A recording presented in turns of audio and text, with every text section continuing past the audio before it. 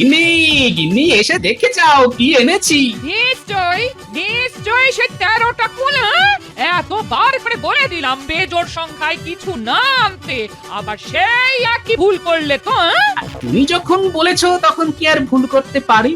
যা এনেছি তা দুটো এনেছি, একটা তোমার একটা আমার। কাছে এসো দেখাই। আর আদিক্ষেতা করতে হবে না, দূর থেকেই দেখাও। এই দেখো দুটো হীরের আংটি।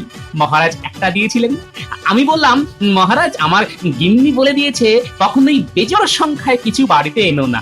সেই কথা শুনে মহারাজ খুশি হয়ে আরো একটা আংটি দিয়ে দিলেন। ভালো হলো না গিন্নি? রাজবাড়ির রান্নাঘর বানানোর জন্য এত উৎসাহ মন্ত্রীর কোথা থেকে উদয় হলো? আপনি আপনার সমস্যার কথা জানিয়েছেন, আমরা সেই বিষয়ে আলোচনা করে মহারাজকে একটা উপায় বার করে দেব। আদপেই নতুন রান্নাঘর বানানোর প্রয়োজন আছে কি না সেটা আগে ভেবে দেখা হোক, তারপর যা সিদ্ধান্ত নেবেন স্বয়ং মহারাজ। কি বলেন মহারাজ? আসলে কৃষ্ণচন্দ্রের কপালটা খুব ভালো। গোপালের মতো একজন ভাঁড় পেয়েছে। এটা আমি মানতে পারলাম না মহারাজ। না হয় গোপাল চটকদার চুটকি বলে লোক হাসায়, তাতে কি এমন রাজকার্য উদ্ধার হয় শুনি? গোপালের প্রশংসা করলেই তোমার মন খারাপ করে, সেটা আমি বুঝি। দেখুন মহারাজ, ভাঁড় হলো এমন একটা জিনিস যা শুধু ওই খাবার বয়ে নিয়ে আসার জন্য কাজে লাগে। তাছাড়া সেটা না লাগে হোমে, না লাগে যজ্ঞে।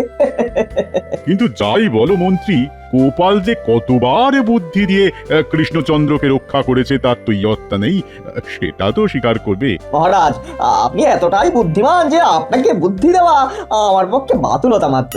মানে যাকে বলে ঘোড়া ডিঙিয়ে ঘাস খাওয়ার মতো ব্যাপার আর কি। তবে গোপালকে যদি আমি একবার বাগে পেতাম তো দেখিয়ে দিতাম যে কে বেশি বুদ্ধিমান, আমি না গোপাল। পারবে পারবে তুমি গোপালকে বুদ্ধির খেলায় পরাজিত করতে? তাহলে তো আমি কৃষ্ণচন্দ্রের ওপর সব ব্যাপারেই টেক্কা মারতে পারবো। মহারাজ, আমি তাকে বুদ্ধিতে পরাজিত করতে চাই। আমি কালই কৃষ্ণনগরে যেতে পারি যদি আপনি অনুমতি দেন। আরে আরে আমি তো অনুমতি দিয়েই আছি, কিন্তু তুমি পারবে কিনা সেটা ভালো করে ভেবে বলো। এমন একটা বুদ্ধি বার করেছি না, এবার গোপালের আর নিস্তার নেই। পরাজয় ওকে স্বীকার করতেই হবে। বলো বলো বলো মন্ত্রী, বলো কি বুদ্ধি বার করেছো বলো। গোপাল বধের কি এমন বুদ্ধি বার করেছো বলো তো? হ্যাঁ বলো বলো, আমাকে বলে ফেলো তো দেখি। আপনি কিন্তু কাউকে বলবেন না মহারাজ। না না না, আমি সত্যি বলছি, এমনকি রানীকেও বলবো না। এবার বলো কি এমন বুদ্ধি করেছো যা দিয়ে তুমি গোপালকে লেজে গোবরে করে ছাড়বে?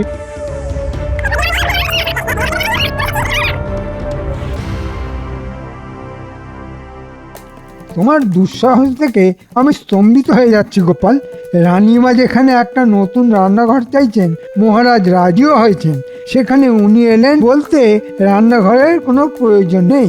কি সাহস, হ্যাঁ, কি স্পর্ধা!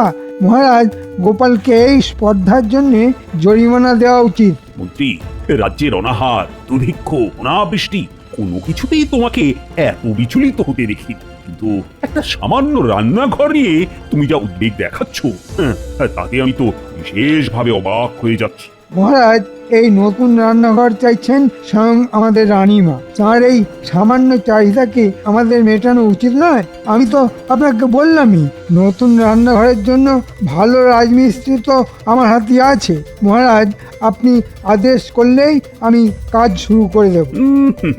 তুমি বললেই তো আর আমি আদেশ করব না, আগে গোপাল কি বলে সেটা শুন।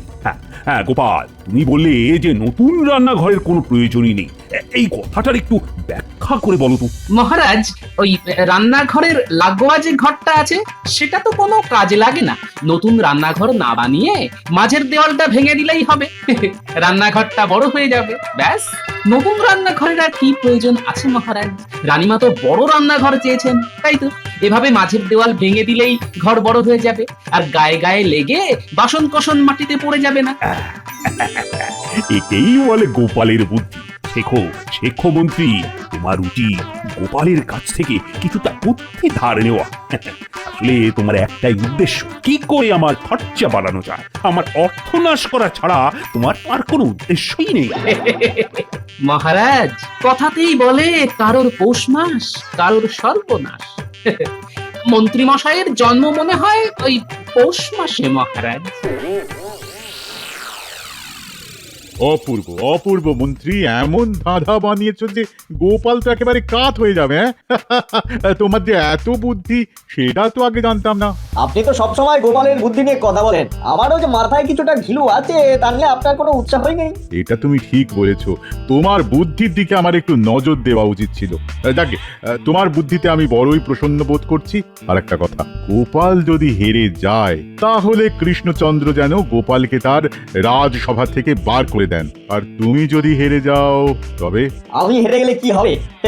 ওটা মহারাজ আপনার চিন্তার মধ্যেই রাখবেন না। হ্যাঁ, এই গোপালকে পরাজিত করেই আমি এখানে গর্বের সঙ্গে ফিরে আসবো, এটা দেখে নেবেন। হ্যাঁ,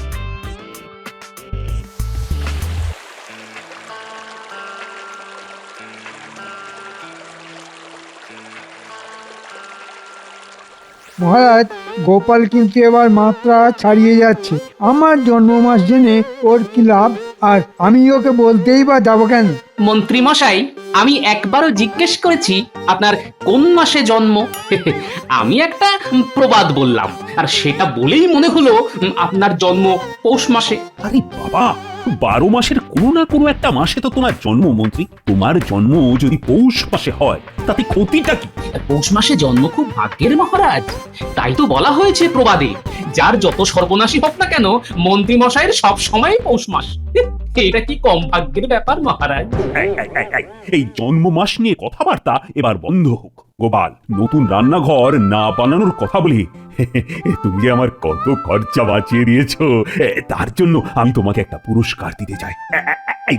এই নাও একটা হীরের আংটি। আচ্ছা মহারাজ, একটা আংটি কি জোর না বিজোড়? এটাও তুমি জানো না? আরে এক মানে বিজোড়। তাহলে এখন থাক, পরে নেব। গিন্নি বলেছে বেজোড় জিনিস কিছু না আনতে, তাই এটা আপনার কাছেই থাকুক না। আরেকটি আংটি পেলে একসঙ্গেই না হয় নেব মহারাজ। আরে বাবা, আমার কি আংটি কম পড়েছে? না না না, আরেকটা আংটি নাও। তুমি আমার যে খরচা বাঁচিয়েছো তাতে তোমার দুটো আংটি পাওয়া উচিত। এখন মনে হচ্ছে আমারই জন্ম পৌষ মাসে, আর তার সর্বনাশ হলো সেটা নিশ্চয়ই আপনি বুঝতে পেরেছেন মহারাজ। তুমি পারো বটে। গোপাল, আজ তোমার পৌষ মাস, আমি দেখাচ্ছি। নতুন রান্নাঘর করলে আমার হাতে কত মোহর আসতো, সেটা বন্ধ করে আবার মহারাজের কাছ থেকে দুটো হীরের আংটি আদায় করে নিলে। দিন একদিন আমারও আসবে গোপাল, যখন তোমার সর্বনাশ আর আমার পৌষ মাস হবে। তোমাকে আমি দেখে নেব গোপাল, আজ না হোক পরশু।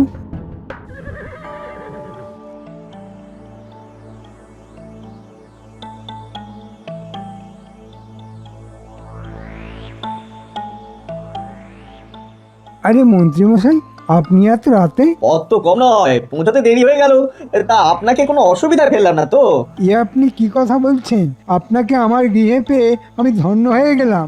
তা এত রাতে আপনার আগমনের হেতুটা যদি বলেন। এত দূরে এসেছে কি বিনা উদ্দেশ্যে? চলুন সেই বিষয়ে কিছুটা আলোচনা করে নিই। চলুন চলুন। হ্যাঁ, আপনি একটু বিশ্রাম নিন, তারপর কথা হবে।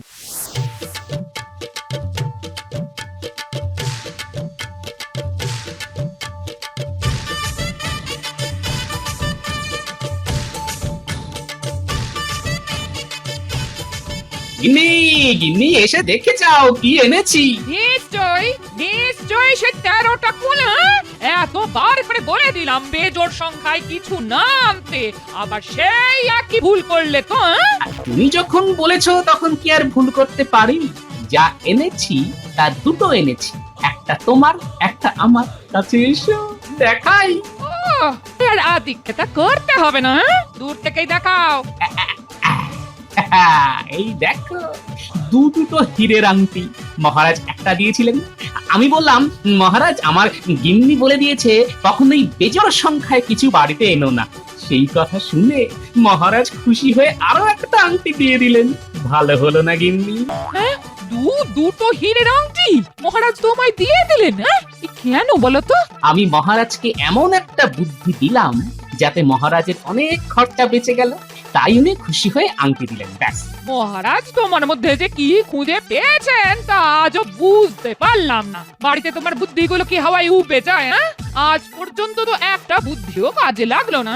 এই শোনো, হীরের আংটি পেয়েছো, এবার তোমার মুখটা একটু বন্ধ করবে? হ্যাঁ, কাল ভোলা শাকরাকে দেখিয়ে নেব। তোমার কথা আমি বিশ্বাস করি না। হ্যাঁ, হিরে আসল না নকল তা না জানা পর্যন্ত কিন্তু আমি নিশ্চিন্ত হতে পারছি না। হ্যাঁ,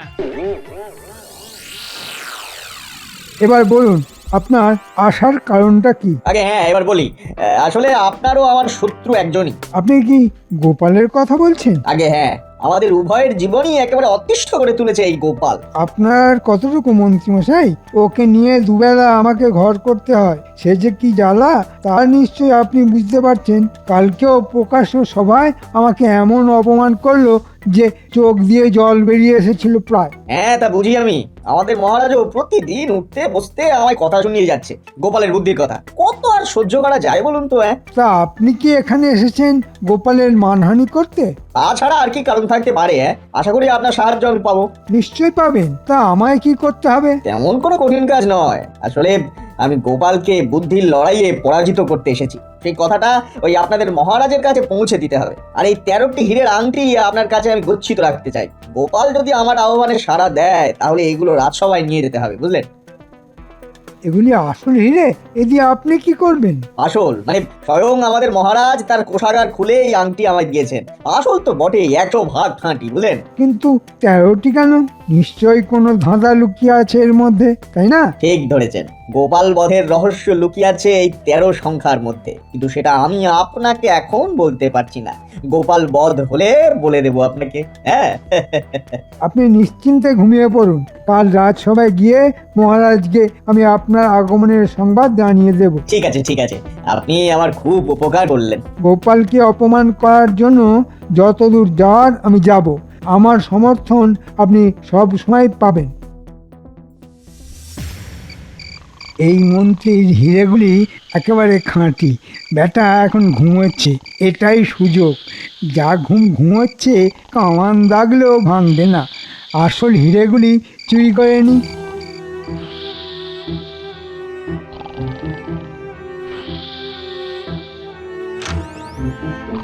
এই নিলাম। এবার হিরেগুলি পাল্টে দিতে হবে। আজ তো বটা ঘটা আসার কথা, একটু অপেক্ষা করি।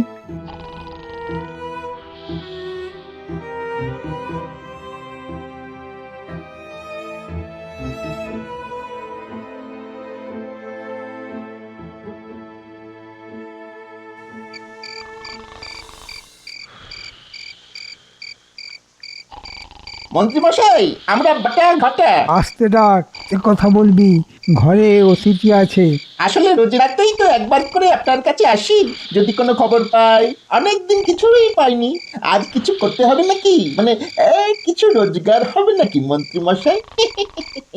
আজ একেবারে বড্ড শুভ দিনে এসেছিস, কাজটা কিন্তু খুব তাড়াতাড়ি করতে হবে।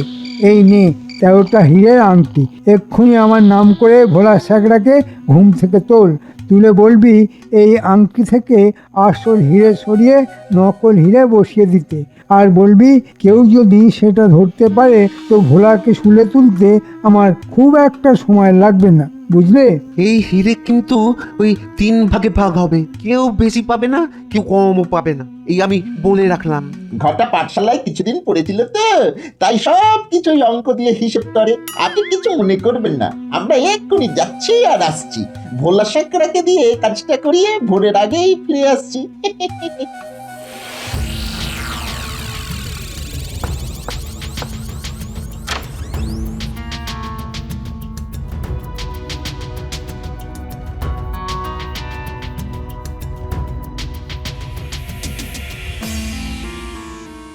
এই নিন আসল হিরে, আর এই নকল হিরের আংটি।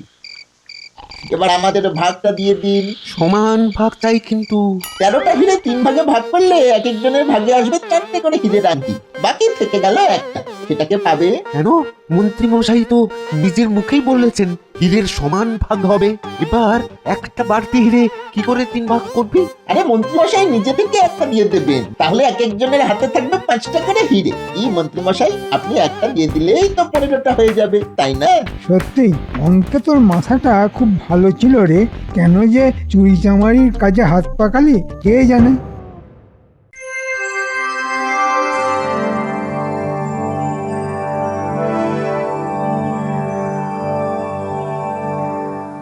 মহারাজ, কাল রাতে খাম্বাজ রাজ্যের মন্ত্রী অধিক রাতে আমার বাড়িতে আতিথ্য গ্রহণ করেন। তিনি আপনার কাছে একটা আর্জি নিয়ে এসেছেন।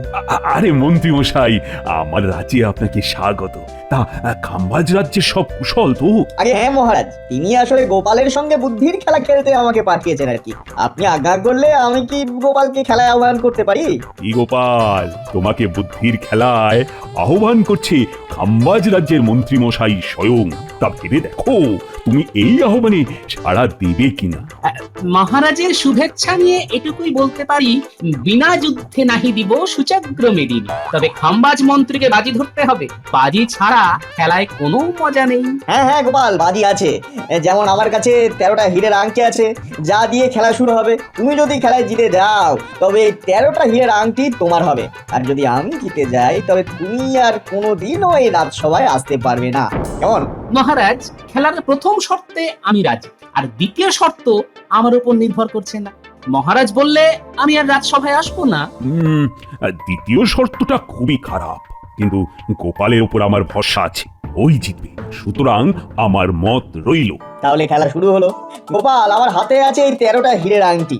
এর থেকে তোমাকে দিলাম 6টা আংটি, আর আমি নিলাম 7টা। দুজনেই সমান সংখ্যক আংটি একটা একটা করে মাটিতে ফেলবো। হাতে যা আছে তাই দিয়েই খেলতে হবে, কারো কাছ থেকে আংটি ধার নেওয়া যাবে না। কেমন? চেষ্টা করে দেখি। এই আমি 2টো ফেললাম এই ঝলমলে কাঁচের উপর, তুমি ফেলো। ঠিক আছে, আমিও দুটো ফেললাম। এবার আমি 4টে একসঙ্গে ফেললাম। এবার আমিও 4টে একসঙ্গে ফেললাম। এবার আমি আমার শেষ আংটি ফেললাম। গোপাল, গোপাল, তুমি হেরে গেছো। তোমার হাতে কিন্তু আর কোনো আংটি নেই। এবার কি করবে? কি করবে এবার? মন্ত্রী মশাই, আপনি হয়তো দেখতে পারেননি, আমার হাতে আরো একটা হিরে আছে, আমি সেটা এই ফেললাম। এমন তো কথা ছিল না। আমি যে কটা দিয়েছি ততটাই তোমার ফেলার কথা ছিল, আঙ্গুলেরটা নয়। কেন নয়? একটা বাচ্চা ছেলেও বুঝে যাবে যে আপনি নিজের হাতে 7টা আংটি রেখে আমাকে দিলেন 6টা আংটি। আমি কিছুতেই আপনার সমান আংটি ফেলতে পারবো না। আমার আঙ্গুলে মহারাজের আংটিটা না থাকলে আমি এই খেলায় রাজি হতাম না। আমি কি শিশু যে আমার সঙ্গে বাচ্চাদের খেলা খেলতে এসেছেন? হ্যাঁ মহারাজ, শর্ত অনুযায়ী এই 13টি আংটি আমি নিলাম। এবার 10 আঙ্গুলে 13টা হীরের আংটি পরে ঘুরে বেড়াবো। আপনি কি আমার রাজ্যকে বাচ্চাদের ঝুলন খেলার দেশ বলে ভেবেছেন? পরের বার যদি আসেন তো ভালো খেলা নিয়ে আসবেন। এবার বিদায় নিন সত্তর। মহারাজ, আপনি মন্ত্রী মশাইকে একটু অপেক্ষা করতে বলুন। হ্যাঁ, কথায় বলে নেপোয় মারে দই, এখানেও তাই হয়েছে। এই আংটিগুলির প্রত্যেকটি নকল হিরে মহারাজ। খাম্বাজ রাজ্যের মন্ত্রী মশাই, আপনি কি এই হিরে কারো কাছে গচ্ছিত রেখেছিলেন? হ্যাঁ, মানে আপনাদের মন্ত্রী মশাইয়ের কাছে। আপনি এক্ষুনি আমাদের মন্ত্রী মশাইয়ের বাড়িতে তল্লাশি চালান, সব আসল হিরে ওনার বাড়িতেই পেয়ে যাবেন। গোপাল মিথ্যে কথা বলছে। হিংসে ওর মাথা খারাপ হয়ে গেছে, ও পাগল হয়ে গেছে। আপনি ওর কথা বিশ্বাস করবেন না। আমি সত্যি বলছি না মিথ্যে বলছি তা এক্ষুনি প্রমাণ হয়ে যাবে। মহারাজ লক্ষ্য করুন, আমরা হিরে ফেলছিলাম সূক্ষ্ম কাচের ওপর। আমি যখন হিরে একটু ঘষে ঘষে নিচ্ছিলাম, দেখলাম একটা হিরেও কোনো কাছে দাগ কাটতে পারেনি। তখন থেকেই জানতাম এগুলি নকল হিরে, আসল হিরে নয়। আপনি রাজ সাকরাকে রাখুন, সবার সামনেই প্রমাণ হয়ে যাবে এগুলি কাঁচ কাটা হিরে কিনা।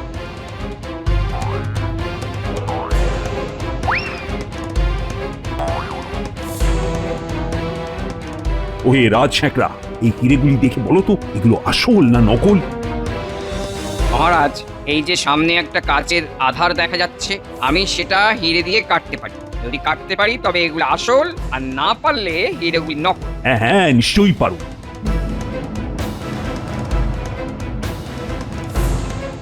না মহারাজ, এগুলি সব কটা ঝুটা হিরে, একটাও আসল নয়। মহারাজ, এই সেই হীরের ভাণ্ড যা মন্ত্রী মশাইয়ের ভাতের হাঁড়ি থেকে উদ্ধার হয়েছে। মহারাজ, আপনি আমায় অভিযুক্ত করতে পারেন না, কারণ এগুলি পররাজ্যের হিরে। আমি এই হিরে আপনাকে দান করতাম মহারাজ। খাম্বাজ রাজ্যের মন্ত্রী মশাই, এই হিরে চোরটাকে আমি আপনার রাজাকে দান করলাম। ওকে আচ্ছা করে বেঁধে আপনার সঙ্গে পাঠিয়ে দিচ্ছি। নিলে নেবেন, না হয় জঙ্গলেই ফেলে রেখে যাবেন। মহারাজ, আপনার ব্রহ্মসাপ লাগবে। লাগলে আমার নয়, বাঘের লাগতে পারে।